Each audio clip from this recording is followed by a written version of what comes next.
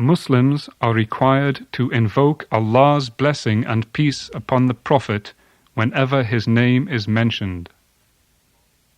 In the name of God, most gracious, most merciful. Verily, this is the word of an honored apostle. It is not the word of a poet. Little it is ye believe. إنه لقول رسول كريم وما هو بقول شاعر قليلا ما تؤمنون. Nor is it the word of a soothsayer.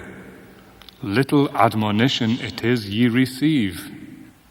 This is a message sent down from the Lord of the worlds. ولا بقول كاهن قليلا ما تذكرون. تنزيل من رب العالمين.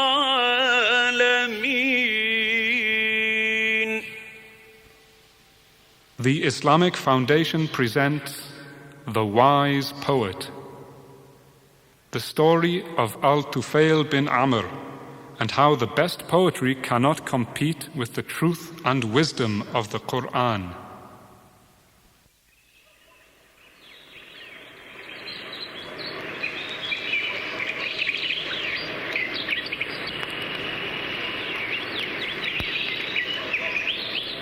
In the fertile valley of Tahama by the Red Sea, there once lived a respected chief called Al-Tufail. His tribe, the Dors, were a happy people. They were fortunate to have water in a land which was for the most part dry, and also to have a chief who was very kind and very wise. His door was always open to everyone, and he never tired of listening to people's problems and trying to solve them, or taking in strangers under his roof who were in danger from their enemies. He would help the poor, rescue the afflicted, and advise the desolate. It was said that his pots were never off the fire, and that his door was never closed to the passer-by. Not only was Tufail generous and kind, he was also very entertaining. He had a talent for making up marvelous poems, which he would recite in a sonorous voice.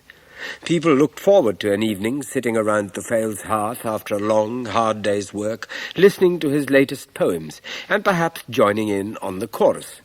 Tufail had poems for every occasion. He had love poems for the newly married, which made people dream of romance, poems of sadness on the occasion of a death, and poems of rejoicing to celebrate a victory.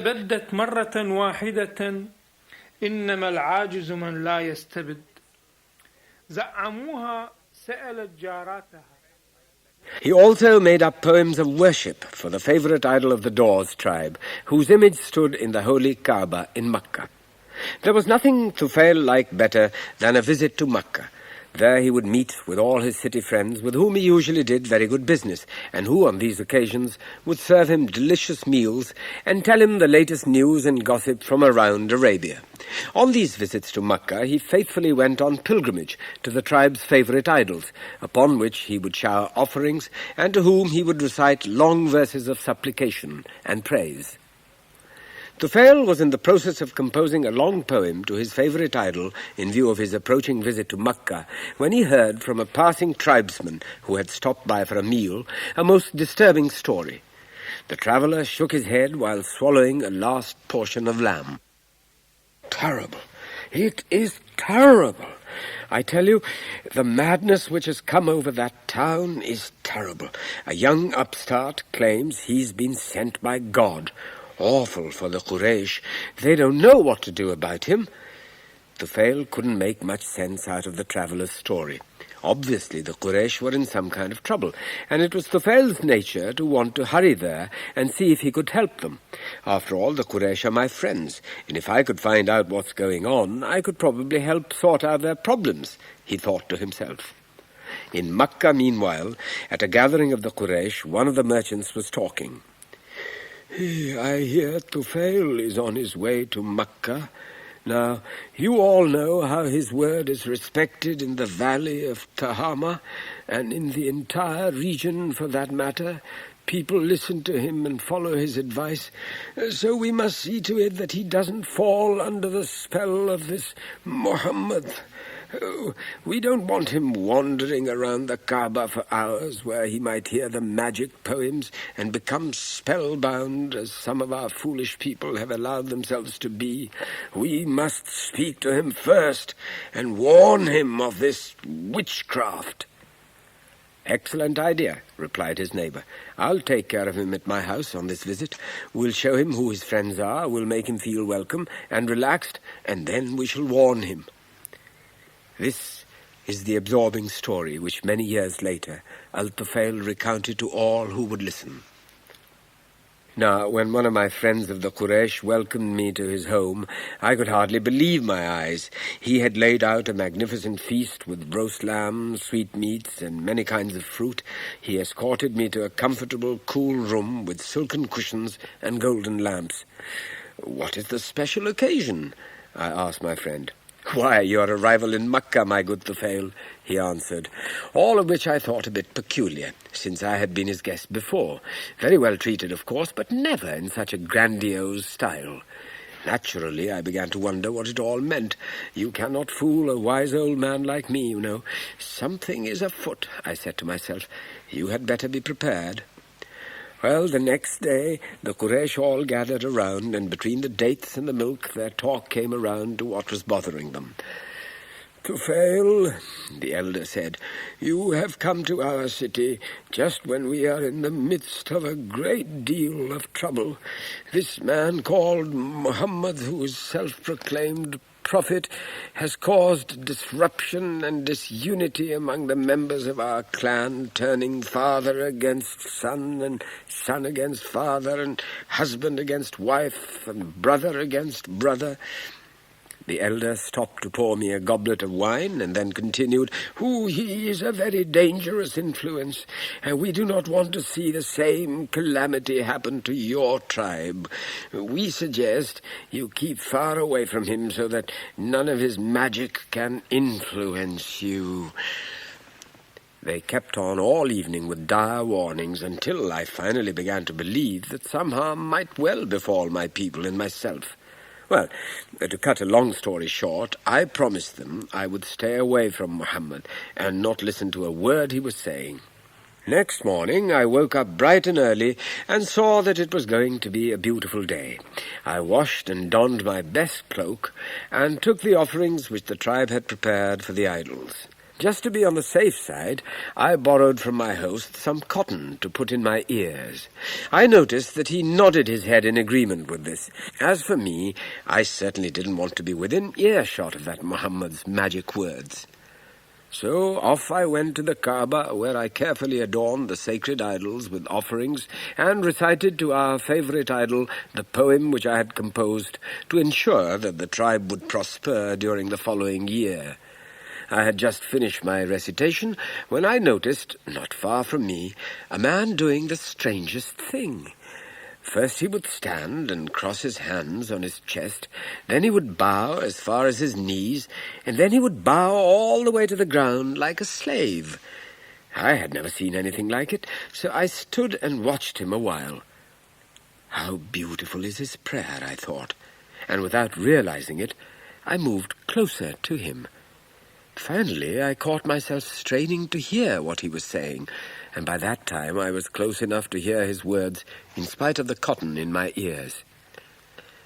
What a sensation ran through my body when I first heard those beautiful words. Bismillahirrahmanirrahim. الحمد لله الذي أنزل على عبده الكتاب ولم يجعل له عوجا قيما لينذر بأسا شديدا من لدنه ويبشر المؤمنين الذين يعملون الصالحات أن لهم أجرا حسنا. Like music from the heavens. It was nothing like my own poetry, like any poetry, because he spoke of far greater things, and his words were filled with understanding and grace. Tufail, I said to myself, you are no fool. You can discern good from bad, and if what you are hearing were magic or evil, you would know it, and you would run in the opposite direction. So instead of running, I followed him. I followed him out of the Kaaba and down the street until he came to the door of his house. As soon as he had entered, I knocked. What was I doing, knocking at the door of a stranger, you might ask me, and one whom I had been warned about? Well, I had never in my life beheld a man such as this, and the marvellous feeling I had was still with me. The door opened, and he stood there, and he invited me in. You are the one they call Muhammad? I asked, just to be sure, and he nodded and smiled, and asked me to be seated. Well, Muhammad, I was so impressed by your prayers that I had to follow you. Let me tell you that my Quraysh friends spent the whole evening warning me against your magic verses and telling me of all the trouble you have been causing here in Makkah. I don't know whether or not they were speaking the truth, but one thing is certain. I was fated to stand beside you in the Kaaba and overhear your prayers in spite of the cotton I had plugged in my ears. I thought to myself, I am a sensible man, capable of knowing what is good and what is bad, what is evil and what is true, and I can tell you I was filled with joy. I was uplifted when I heard your voice, and my emotions were aroused when I saw the movements of your prayers. Therefore, I believe that what you have to tell is worthwhile, and I would like to hear more about your new religion, so that I may take the news to my people. Muhammad told me then that indeed he was appointed as a messenger of the one God. Following that, he recited to me verses of great beauty, which I have since learned by heart. Here is what he recited. Bismillahirrahmanirrahim. Qul huwa Allahu ahad.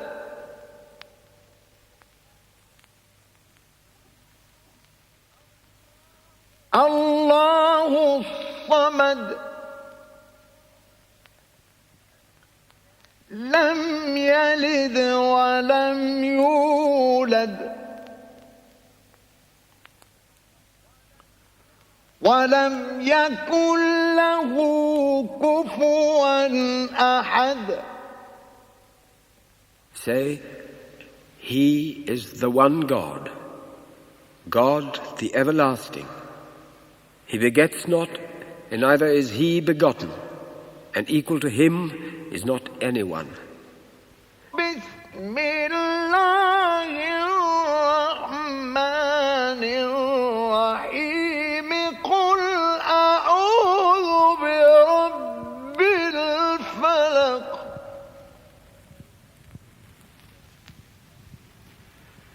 من شر ما خلق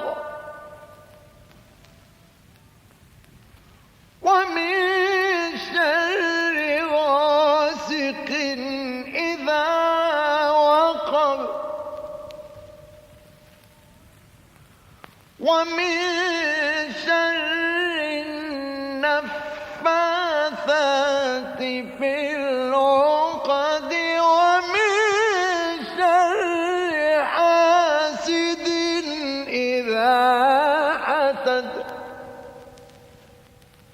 Say, I seek refuge with the Lord of the daybreak from the evil of that which He has created, from the evil of the darkness when it cometh, from the evil of the women who blow on knots, from the evil of the envier when he envieth. You can understand that this is no ordinary poem composed by an ordinary poet like myself. Well, I could hold back no longer. Tears welled in my eyes, and I reached towards him and begged him to admit me to his religion, which he did right there and then. There is no other God but Allah, I recited after him, and Muhammad is his messenger. And that, my friends, is how on that bright sunny morning in Mecca I became a Muslim. Of course, you can see that I could not now return to my friends the Quraysh. The blessed Prophet, of course, understood that, and invited me to stay with his followers, who, in spite of their outward poverty and the fact that they had never seen me before in their lives, welcomed me with open arms as one of their brothers. During those weeks in Mecca, I learned as much as I could about Islam and memorized many surahs. How strange it is, I thought to myself. All my life I had made up poems and verses which were then learned by others, and now it is I, an old poet who's learning far more meaningful verses from a very young man.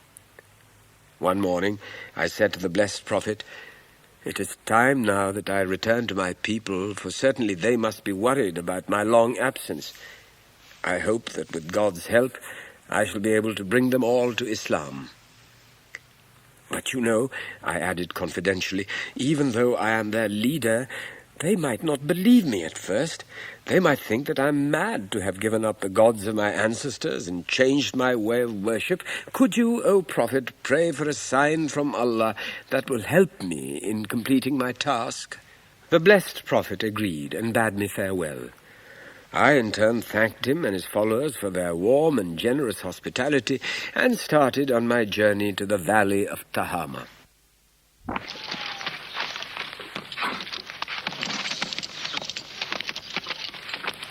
Now, I had not ridden as far as to catch a glimpse of the Red Sea when a peculiar thing happened.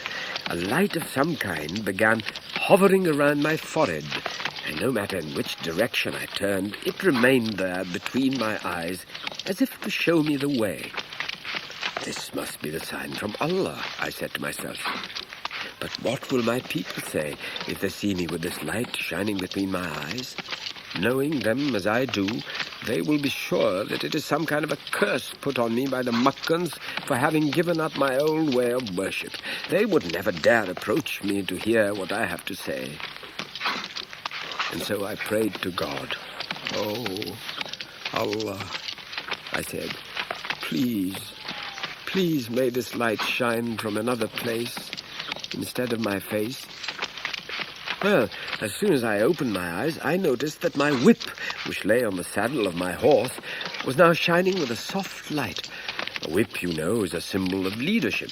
So I thanked Allah with all my heart for having placed the light where my people would understand its meaning.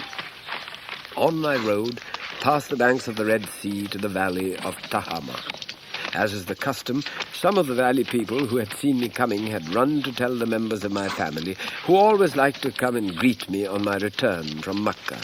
They were always anxious to hear about my adventures, my pilgrimage, and the good business ventures I had carried out for them. My father was the first to come forward, but this time I saw him in a different light. No longer was he the man to whom I could turn to for advice, but a man who was himself in need of guidance. "Please do not approach me, Father," I said. "We are no longer related as before. I no longer believe in the stone images of our forefathers, but have become a Muslim, which means I now believe in the one God and that the blessed Prophet Muhammad is his messenger." "Why, my son," he answered, "if that is so, then I will gladly follow your new belief. I have come to trust your good judgment." That is not as I expected him to answer, so you can imagine my joy at hearing these words. "Rejoice then, Father. Go now and wash off the past and the old ways from your body. Come to me clean and dressed in fresh clothing, and I shall teach you all I know about Islam, and we shall worship together." The next task I had before me was a much harder one. I had to tell my wife about my new religion, and she would have to agree to follow the same path. Again, to my surprise and delight, she promised that she would worship with me the one God and follow in the footsteps of the blessed Prophet Muhammad. That she did readily enough, but when I asked her to go to the spring of Cara to purify herself, it was a different matter. Cara, you know, was the idol of our tribe, and the water flowing from that area was considered sacred, not to be touched by man or beast, and certainly not to be bathed in. Well, she shrank back in fear at my words. "Dear husband," she said, "you know that such a thing is forbidden by our idol. Think of the terrible revenge she will take upon us and our children." "Nonsense," I cried, brandishing my whip with the strange light. "Do you think a dumb piece of stone can harm a human being?" My wife's face showed great relief. You see, she had never realized that the idol could neither walk nor talk, and so therefore was much lower than she. Well, she then went to the spring and came back beautifully clothed with a touch of sweet perfume, whereupon she willingly embraced Islam. Well, my friends, things did not go so easily with the rest of my people. Some, it is true, were willing to embrace Islam, but most of them would hear nothing of it. I brandished my whip and even threatened them, but they were more afraid of revenge from the idol than of all my rantings. My heart was heavy the next time I went to Mecca. I had to admit to the blessed Prophet that I had not been successful. And, moreover, I told him, not only do they reject the truth, but they continue in their old sinful and disobedient ways. Oh, Messenger of God, please help me.